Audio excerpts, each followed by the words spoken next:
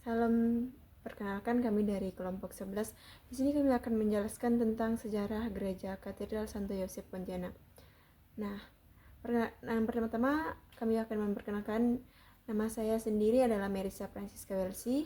Saya Kristiana Ani. Saya Maya Ridwani. Baik, kami akan menjelaskan tentang sejarah Gereja Katedral Santo Yosef Pontianak. Selamat menyaksikan video dari kami. Gereja ini dibangun dengan gaya arsitektur Eropa dan memiliki nuansa gotik yang membuatnya menjadi salah satu bangunan paling indah dan mencolok di kota Pontianak, di daratan belahan pulau Kalimantan. Walaupun masih relatif baru, para misionaris Katolik giat melakukan evangelisasi. Sejarah misi Katolik di Kalimantan Barat terekam dalam laporan-laporan para misionaris Ordo Jesuit ketika mereka melakukan perjalanan hingga ke daerah pedalaman Kalimantan Barat. Laporan-laporan selanjutnya diperoleh dari Vater van der Kritten. Pada tahun 1862, ia berkeliling mengunjungi orang-orang suku Dayak di daerah pendalaman. Ia mendarat di Kalimantan Barat pada tahun 1772. Pertentangan terjadi ini seringkali menimbulkan korban jiwa. Dan pada tanggal 7 Mei sampai dengan 12 Juli 1874, Pater De Vries SJ dan Pater Stahl SJ, misionaris dari Batavia, Jakarta, mengunjungi Pontianak, Sintang, Bengkayang, Sambas, Pemangkat, Singkawang, dan Montrado. Perkembangan karya misi di Kalimantan Barat saat ini mengalami peningkatan dari waktu ke waktu. Pada tahun 1885, Singkawang, saat itu Pater W.J. Stahl SJ ditetapkan sebagai pastor pertama Singkawang dan ditunjuk sebagai Vikaris Apostolik Jakarta. Pater Stahl melayani 200 orang Katolik Tionghoa yang berasal dari Pulau Bangka. Pertambahan jumlah umat semakin meningkat. Karya misionaris pun dari Ordo Jesuit ini tidak saja menjangkau orang Tionghoa yang pada umumnya tinggal di daerah pesisir. Akan tetapi karya misi juga masuk ke daerah pendalaman yang dihuni oleh orang-orang suku Dayak. Karya pewartaan misi di kalangan suku-suku Dayak di daerah pendalaman Kalimantan Barat mengalami masa-masa yang tak menentu.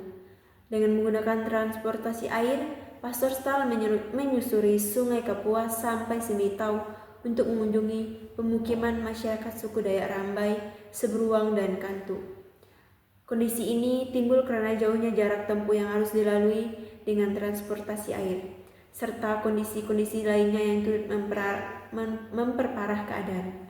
Dan keterbatasan tenaga imam, maka karya penginjilan bagi suku-suku Dayak di pedalaman ditunda sampai dengan tahun 1888 sampai 1889. Kota Pontianak terletak pada lintasan garis khatulistiwa dengan ketinggian antara 0,10 meter sampai 1,50 meter di atas permukaan laut.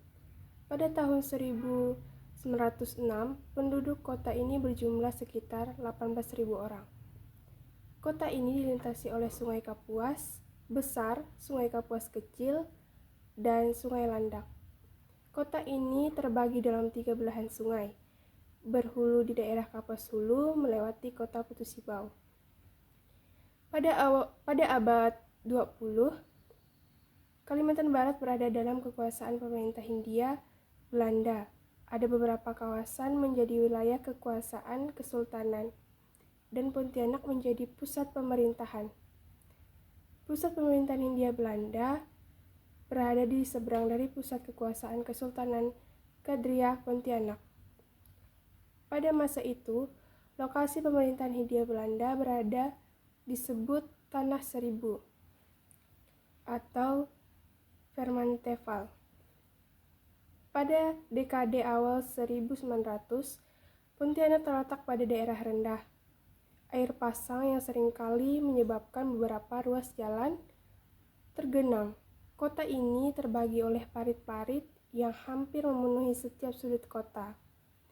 Banyaknya parit menguntungkan kota Pontianak, sekalipun memprihatinkan. Sampah-sampah yang terbuang di parit-parit terdorong di luar menuju sungai dan terbawa arus air. Kondisi ini membuat parit-parit yang ada di kota ini selalu dalam keadaan bersih. Secara tak langsung, kota dibersihkan secara alami dan kesehatan masyarakat dapat ditingkatkan. Penyakit malaria boleh dikatakan tidak pernah dikenal dan penyakit lain khas tropis sangat jarang terjadi, sehingga kota Pontianak dapat dikategorikan sebagai kota tersehat.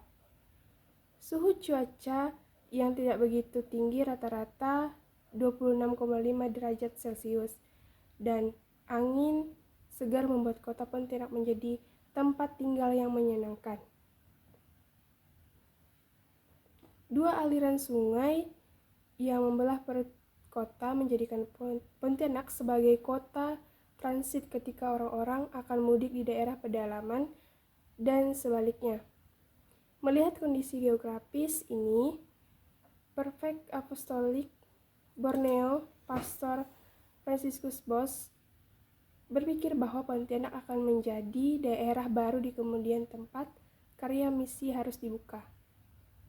Pada akhir tahun 1906, Pastor Betus ditugaskan ke kota Pontianak untuk melihat kemungkinan melakukan karya misi di ibu kota pemerintahan. Sekitar 1 bulan, Pastor Betus melakukan usaha-usaha untuk membuka karya misi di tengah-tengah masyarakat Tionghoa saat itu. Menurut pengamatnya, kota Pontianak berpenduduk sekitar 18.000 jiwa yang terdiri dari orang Eropa dari berbagai bangsa, sehingga sebagian besar penduduk kota berkulit coklat, kuning, dan hitam. Bahasa yang umum dipergunakan di Pontianak adalah bahasa Melayu. Dari 1.000 penduduk Pontianak pemeluk agama Katolik, jumlahnya sangat sedikit. Dari orang Eropa diketahui yang beragama Katolik hanya sekitar 20 orang. Ada beberapa orang Tionghoa yang sudah Katolik dan juga katekumen dan simpatisan tidak banyak. Pada pemeluk agama Katolik, para katekumen dan para simpatisan tidak menunjukkan minat yang cukup serius untuk mempelajari agama Katolik. Alasan yang menyebabkan mereka tidak serius yaitu mengikuti pelajaran agama Katolik karena tidak berkonsentrasi pada bisnis yang bersifat rutin, sehingga mereka mengabaikan pembinaan rohani. Walaupun kondisinya seperti itu, diputuskan bahwa setiap tahun akan dikirim seorang imam untuk melayani umat di Pontianak. Pada vitasinya yang kedua dalam bulan Februari tahun 1908, Pastor Franciscus Bos melakukan perjalanan di daerah pedalaman yakni Sejiram. Prefek menggunakan sebuah kapal milik orang Tionghoa yang berpangkalan di Pontianak. Ketika tiba kembali ke Pontianak, Prefek memanfaatkan waktu untuk menyediakan diri untuk singgah beberapa hari di Pontianak. Untuk melihat perkembangan terakhir kondisi umat seperantauan Prefek, kondisi sudah lebih baik bila dibandingkan dengan kondisi umat yang dilihatnya pertama kali ketika ia singgah di Pontianak dalam rangkaian vitasitasnya yang pertama ke daerah pedalaman Sejiram. Pada periode awal karya pastoral di stasi Pontianak, perkembangan cukup menggembirakan hati Prefek. Katekis yang diangkat bekerja dengan sungguh-sungguh. Mereka yang harus mulai belajar agama Katolik diajarkan bagaimana cara berdoa dan pengajaran-pengajaran lainnya. Keseriusan umat Katolik dan simpatisan sangat menyenangkan hati Prefek. Usaha-usaha yang tidak sia-sia dalam pemberitaan ajaran Kristus walaupun harus menempuh perjalanan yang sangat jauh dan melelahkan menjadi nyanyian ucapan syukur karena dapat memuliakan Tuhan dengan menobatkan banyak orang yang sebelumnya tidak mengenal Allah. Berbeda sekali bila dibandingkan dengan kunjungan Pastor Prefek Franciscus Bos pada awal vitasitasnya yang pertama di Pontianak. Saat itu, ia mendapatkan anak-anak yang tidak dapat mengucapkan doa Bapa Kami dan Salam Maria. tetapi kini mereka dapat berdoa dengan cara yang benar, keadaan dengan jelas dari catatannya. Setelah membeli tanah-tanah yang diperlukan, Prefek Pastor Fransiskus Bos mengajukan rencana pembiayaan pembangunan gereja kepada provinsial di Belanda.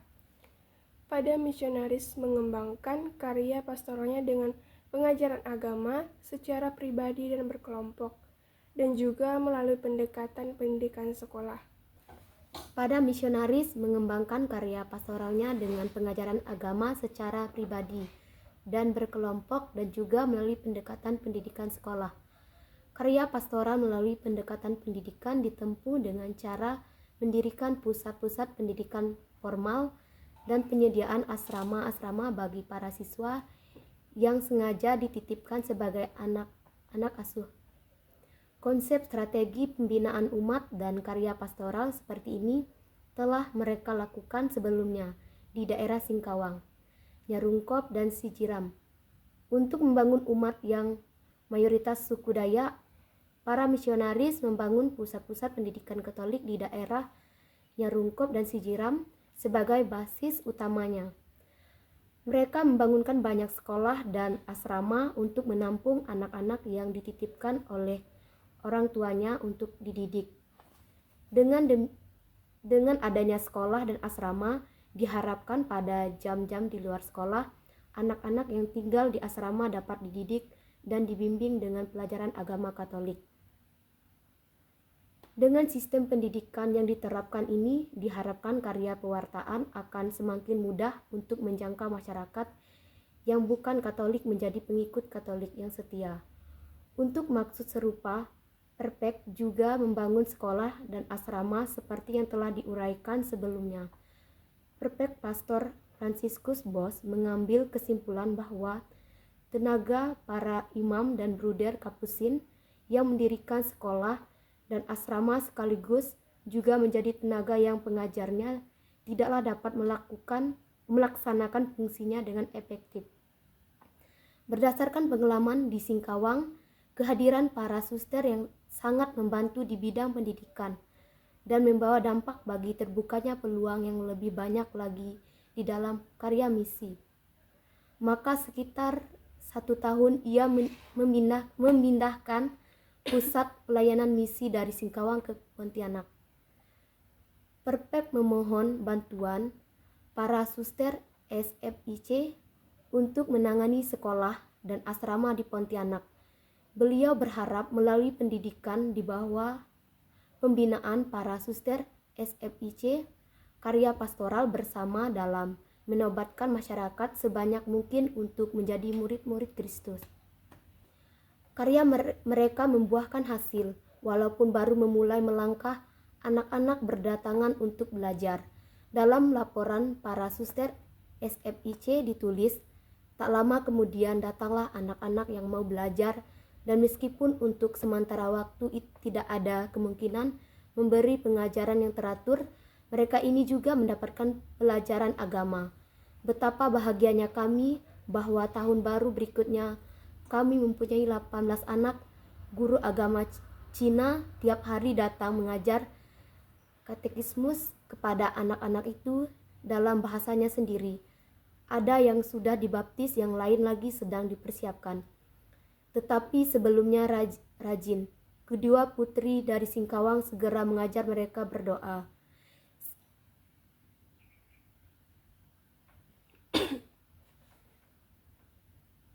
Jika pandai-pandai katnya Mai. Selain mengajar dan membina anak-anak yang berada di asrama, para suster SFIC melayani juga anak-anak dan bahkan orang-orang yang sudah dewasa yang menderita sakit. Karena belum memiliki sebuah rumah sakit, para suster SFIC merawat orang-orang sakit di rumah mereka masing-masing. Tentu kondisi ini tidak mendukung upaya pemeliharaan kesehatan pasien. Karena itu, Prefek Fransiskus berusaha untuk mencari solusi agar keinginan mendirikan rumah sakit dapat segera direalisis. Akan tetapi keinginan tidak terwujud karena kesulitan pendalaman.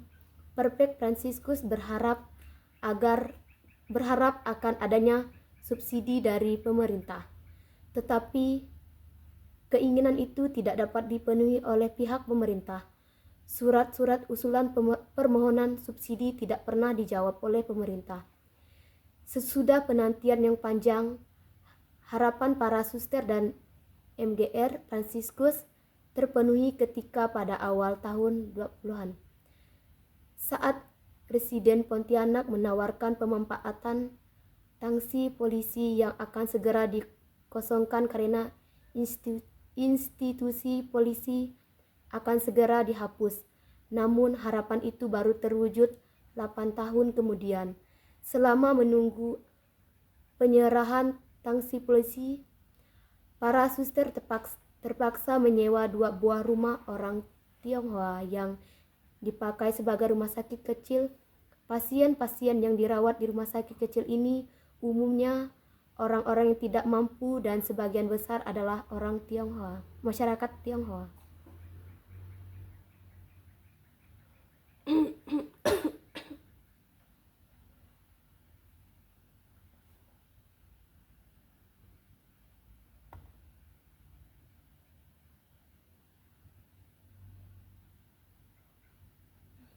Berakhirnya Perang Dunia I pada tahun 1919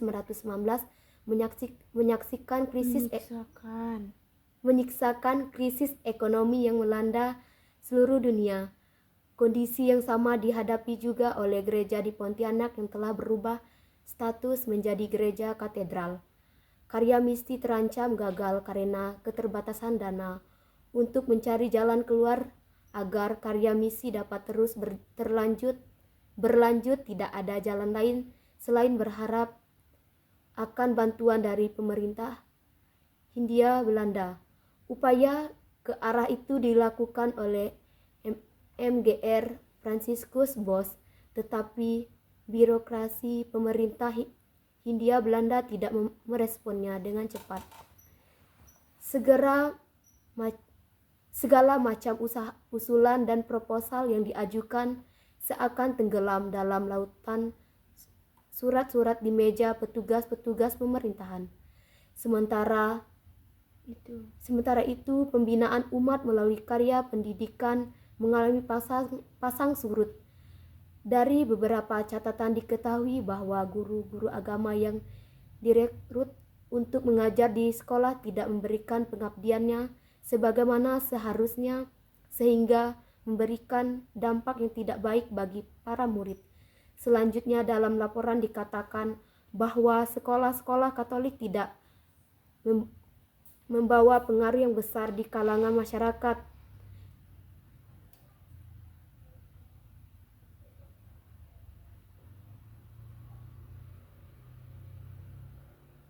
Jadi di tengah-tengah kondisi yang memprihatinkan muncul harapan yang memberikan angin segar di dalam karya misi. Harapan itu datang dari penanganan orang-orang sakit dan anak-anak yatim piatu yang dilakukan oleh para suster. Rumah kediaman suster sering dikunjungi umat gereja katedral dan orang-orang lain yang bukan umat Katolik untuk memohon bantuan para suster. Di tengah kondisi yang mulai berubah, karya misi bidang pendidikan mulai menunjukkan pada Garpik menurun, memaksa para misionaris untuk merevitalisasi sistem pendidikan mereka kepada umat. Sejak gereja katedral masih berstatus gereja stasi Pontianak, berdikkat sebagai gereja, misi menjadi label utama yang menyertai perjalanan sejarahnya hingga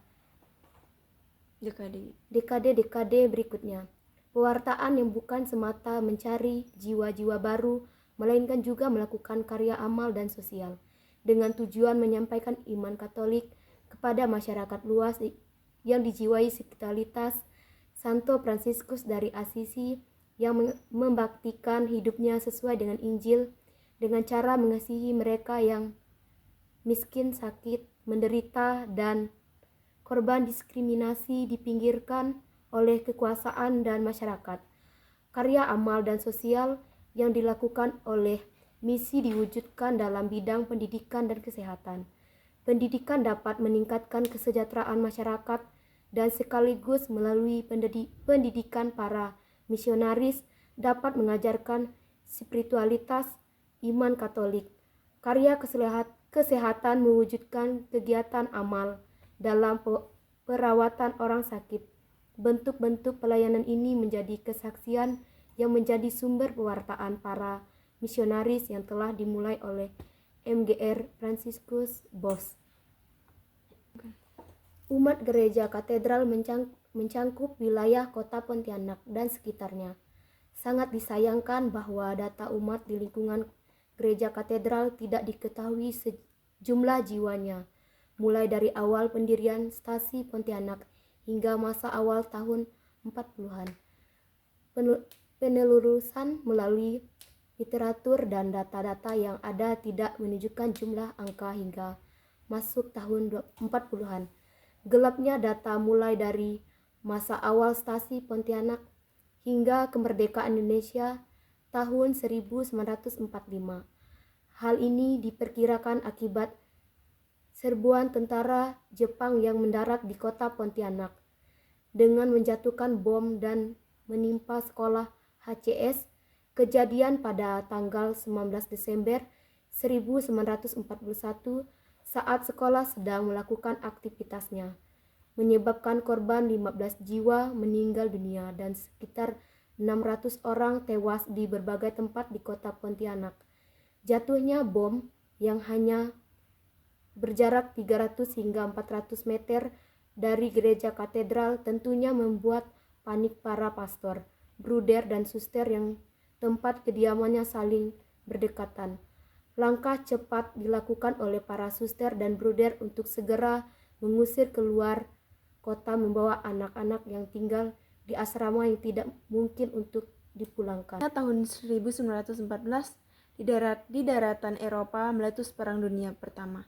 Walaupun peristiwanya jauh dari Kepulauan Nusantara, akan tetapi dampaknya mempengaruhi karya pastoral para misionaris di Kalimantan.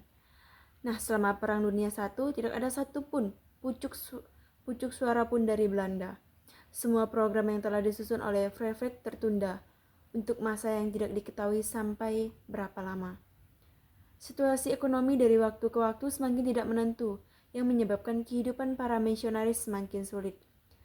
Namun walaupun daerah misi di Kalimantan Barat dapat menghasilkan uang melalui hasil perkebunan untuk keperluan karya misi, tetapi harapan kepada donatur yang selama ini secara rutin membantu kegiatan pastoral, mereka tetap menjadi andalan untuk pembangunan gereja dan sarana pendukung lainnya. Tetapi dengan adanya perang di Eropa, bantuan keuangan yang secara rutin diharapkan melalui usaha perkebunan di daerah Singkawang dan beberapa daerah pedalaman tidak lagi dapat diandalkan. Karet, gambir, lade, dan kelapa tidak lagi menjadi komoditi yang dapat dijual seperti sedia kala. Nah, dalam kondisi seperti ini tidak ada cara lain selain memperketat pengeluaran uang untuk membangun gedung-gedung baru. Para misionaris untuk sementara waktu terpaksa harus puas dengan fasilitas yang tersedia. Kondisi umat yang pada awalnya ketika misi dibuka di stasi Pontianak memberikan pengharapan yang sangat besar akan tuayan yang besar kini berubah. Dalam catatan Kapusin pada awal pendirian stasi Pontianak, walaupun di kalangan masyarakat Eropa saat itu yang beragama Katolik tidak memberikan teladan yang baik terhadap penduduk lokal, yang mulai tertarik pada ajaran Katolik. Prefek Pastor Pacificus Ross masih menaruh harapan akan perkembangan umat. Karena itu, ia telah mengangkat seorang katekis untuk mendidik calon-calon baptis khususnya pada masyarakat Tionghoa saat itu. Ketika ia pulang dari visitasinya yang kedua di Sejiram, ia melihat perkembangan yang cukup baik dari umat Katolik dan simpatisan yang mulai belajar agama Katolik. Dalam waktu singkat, sudah lebih dari 100 orang menjadi katekumen dan dibaptis. Prefek saat itu bekerja dengan luar biasa tanpa mengenal rasa lelah. Nah, apabila misa sedang berlangsung, para katekumen sudah bersiap dan menunggu untuk menerima pengajaran. Sampai menjelang siang, orang-orang masih datang untuk menerima pengajaran dari prefek. Demikian juga sampai malam hari mereka melakukan doa malam bersama dan hiasannya dilanjutkan dengan belajar agama Katolik hingga lewat pukul 9 malam. Kondisi ini berlangsung pada tahun-tahun ke depan.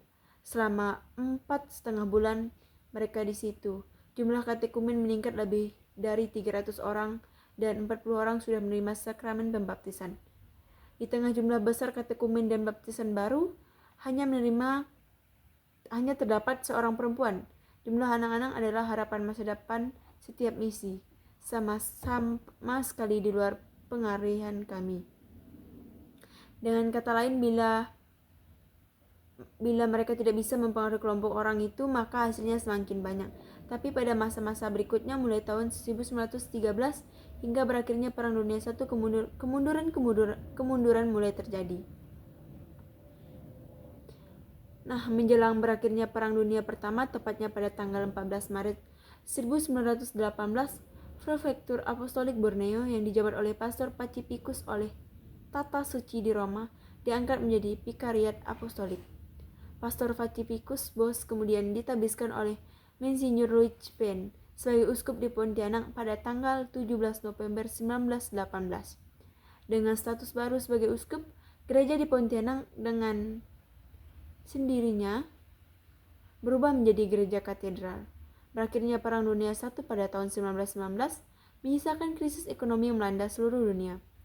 Kondisi yang sama dihadapi juga oleh gereja di Pontianak yang telah berubah status menjadi gereja katedral. Karya misi terancam gagal karena keterbatasan dana. Nah, untuk mencari jalan keluar agar karya misi dapat terus berlanjut, tidak ada jalan lain selain berharap akan bantuan dari pemerintah Hindia Belanda. Upaya kara itu dilakukan oleh Monsignor Pacificus Bos. Tetapi, birokrasi pemerintah Hindia Belanda tidak meresponnya dengan cepat. Segala macam petugas pemerintahan, sementara itu pembinaan umat melalui karya pendidikan mengalami pasang surut. Dari beberapa catatan diketahui bahwa guru-guru agama yang direkrut untuk mengajar di sekolah tidak memberikan pengabdiannya sebagaimana seharusnya, sehingga memberikan dampak yang tidak baik bagi para murid. Prinsip-prinsip pendidikan yang diutamakan oleh para misionaris dalam proses penggembalaan terhadap umat Katolik di daerah dan umat di Gereja Katedral Pontianak yang mengintegrasikan sekolah dan asrama dengan mata pelajaran agama dan etika Katolik yang terkait dengan proses pertobatan rohani sangat dominan. Kini berhadapan dengan kondisi krisis ekonomi yang memaksa para misionaris meninjau ulang sistem tersebut. Namun demikian, pola pendidikan disertai dengan asrama masih juga dilaksanakan, hanya tidak lagi menjadi acuan utama. Sekolah disertai asrama hanya khusus ditujukan pada siswa-siswi sekolah tertentu. Di balik semua keluhan para misionaris dengan kenyataan yang ada, terlihat harapan yang semakin nyata akan karya Allah yang tak terselami oleh manusia. Di tengah rasa pesimistis, harapan akan karya misionaris menyelinap masuk di antara kebutuhan masyarakat umum terhadap pelayanan pendidikan dan kesehatan yang semakin intensif dilakukan oleh para misionaris. Di tempat itu mereka diberi instruksi oleh para tentara Jepang dan baru tengah malam mereka diperbolehkan meninggalkan tempat dengan terlebih dahulu berjanji untuk tidak melarikan diri. Penjabat-penjabat pemerintah Belanda, Hindia Belanda saat itu ditawan oleh tentara pendudukan Jepang, termasuk para misionaris yang hampir seluruhnya berkebangsaan Belanda. Para pastor yang mengungsi di Bruderan MTB, yang rumahnya terletak di tengah-tengah kebun karet, pada akhirnya tidak dapat meninggalkan rumah tempat pengungsiannya karena telah dipasang kawat berduri yang mengitari rumah Bruderan. Di tempat ini juga ditahan para pekerja sipil pemerintahan Hindia Belanda yang berasal dari daerah-daerah. Para suster dan wanita-wanita Eropa ditahan di pastoran yang letaknya tidak berjauhan dengan Bruderan. Pada tanggal 14 Juli 1942, seluruh misionaris dan pegawai pemerintahan sipil Hindia Belanda yang bekerja di daerah semuanya berjumlah sekitar 150 orang dikumpulkan di dermaga pelabuhan Pontianak. Setelah menunggu berjam-jam di dermaga, para tawanan tersebut dimasukkan ke dalam kap tahanan di Kuching. Saat itu Kalimantan Barat hanya tersisa 2 orang pastor dan beberapa suster yang merawat orang-orang berpenyakitan kusta di Singkawang. Di saat-saat itu, diperkirakan data-data umat di lingkungan gereja katedral hilang atau dihilangkan oleh berbagai pihak untuk kepentingan umat sendiri maupun dihancurkan oleh tentara pendidikan. Pada masa dekade 30-an, kesadaran masyarakat akan manfaat pendidikan semakin meningkat. Bangkitnya semangat nasionalisme yang diunggah para pemuda pada era abad 20 di Pulau Jawa membawa pengaruh yang tidak sedikit bagi kebijakan pendudukan Hindia Belanda di seluruh kawasan Nusantara. Dibuka dengan kebobrokan kebijakan pemerintahan kolonial Hindia Belanda dan nasib anak-anak di negeri di bidang pendidikan di tanah jajahan di Kepulauan Indonesia oleh Louis Dekker membuka pintu pendidikan bagi anak-anak bangsa pribumi saat itu untuk merasakan bangku sekolah. Pemerintahan kolonial mulai membuka sekolah HIS bagi anak-anak pribumi termasuk di Pontianak. Bagi anak-anak keturunan Tionghoa, pemerintahan membuka juga HCS. Berikutnya pada akhir tahun 20-an, ketika dalam masa-masa mempersiapkan stasi Temiang sebagai stasi yang mengutamakan pertolongan medis, Pastor Beatus, imam pertama yang diberi tugas oleh Pastor Pacificus Bos untuk pergi ke Pontianak, melihat dan menyelidiki kemungkinan misi dapat masuk di Pontianak dan bekerja di antara orang-orang Tionghoa mengalami kecelakaan. Ketika Pastor Beatus mendadak turun dari kapal yang sedang memuat barang-barang yang akan dibawa ke daerah misi baru, ia tergelincir dan tercebur di Sungai Kapuas. Pastor Beatus tercebur di antara kapal dan dermaga. Pencarian yang dilakukan selama setengah jam akhirnya menemukan Pastor Beatus dalam keadaan tidak bernyawa. Jenazahnya dibawa ke Singkawang dan dikuburkan di kota tempat pengabdinya hingga akhir hayatnya. Masa perubahan Gereja Katedral Santo Yosef Pontianak pada masa 1945 sampai 1960, berita kemerdekaan Republik Indonesia sudah terdengar di Pontianak. Masyarakat Kota Pontianak menyambut dengan penuh sukacita kabar proklamasi yang dilakukan di Jakarta tanggal 17 Agustus 1945. Kondisi di Gereja Katedral Pontianak demikian juga semuanya berjalan normal kembali. Ini ditandai dengan baptisan pertama tanggal 20 Agustus 1945 atas nama Sim Li Lin yang lahir di Pontianak pada tanggal 29 Maret 1945 dan baptisan kedua atas nama Sim Li Hoi yang lahir tanggal 1 bulan Juni 1945. Baptisan tersebut dipimpin oleh Pastor Pacificus Bong dari Montrado, Singkawang. Sementara itu, peta politik bergeser dengan adanya pengakuan kedaulatan Republik Indonesia dari pemerintah Belanda. Pemerintah yang sudah beralih kepada bangsa Indonesia membawa implikasi kepada gereja. Kebijakan pemerintah yang menggantikan pegawai Belanda dengan pegawai bangsa Indonesia menyebabkan banyak orang Eropa, terutama orang Belanda, kembali ke tanah air. Bahasa Belanda yang digunakan sebagai bahasa utama di sekolah diganti dengan bahasa Indonesia. 9 tahun kemudian, pada tanggal 27 Mei, Pastor Hieronymus Bumbun of Emkap ditabiskan sebagai Uskup Agung Kusupan Agung Pontianak. Jalan di depan gereja terpaksa ditutup sementara selama pentabisan, karena gereja tidak dapat menampung jumlah umat yang hadir. Pagi yang cerah menyambut pentabisan putra suku Dayak pertama yang menjadi uskup di Keuskupan Agung Pontianak. Seusai acara pentabisan dilanjutkan dengan acara syukuran di halaman tengah SMA Santo Paulus. MGR Hieronymus Bumbun OPM Cup menggunakan moto Amor Non Amator, cinta tidak dicintai, menunjukkan bagaimana karya kasih Allah yang demikian sempurna bagi manusia sering kali belum disadari oleh banyak orang. Merujuk perkataan Santo Fransiskus dari Assisi tentang Amor Non Amator yang mendorong perwujudan perintah cinta kasih Yesus Kristus. Hukum cinta kasih akan dipahami oleh semakin banyak orang supaya manusia makin sadar bahwa cinta kasih Allah hanya minta satu balasan, yakni cinta kasih. Pembangunan Gereja Katedral Santo Yosef sendiri tidak lepas dari peran besar para Fransiskan. Mereka merintis pembangunan gereja sebagai pusat kegiatan rohani umat Katolik di Pontianak. Selain itu, membangun fisik gereja, mereka juga membentuk struktur pastoral dan organisasi gerejawi yang menopang kehidupan iman umat. Perhatian mereka terhadap pendidikan, kesehatan, dan karya sosial semakin memperkokoh peran gereja di tengah masyarakat, menjadikan gereja bukan hanya tempat ibadah tapi juga pelayanan umat secara menyeluruh. Semangat Fransiskan yang menekankan cinta kasih, perdamaian, dan solidaritas terus menjadi roh yang hidup dalam kehidupan paroki hingga saat ini. Warisan spiritual dan budaya yang ditinggalkan para Fransiskan tetap dirasakan dalam tata liturgi, pola kepemimpinan, dan pendekatan pastoral yang dijalankan oleh penerus mereka. Gereja Katedral Santo Yosep Pontianak hanya simbol kehadiran Katolik di Pontianak, tetapi juga saksi sejarah dari dedikasi Ordo Fransiskan yang telah mengakar dalam perjalanan iman umat Katolik di Kalimantan Barat. Baik, sekian yang dapat kami sampaikan dari hasil observasi kami langsung terhadap Gereja Katedral Santo Yosep Pontianak, dan kami setelah membaca dokumen maupun buku-buku yang sebagai referensi kami.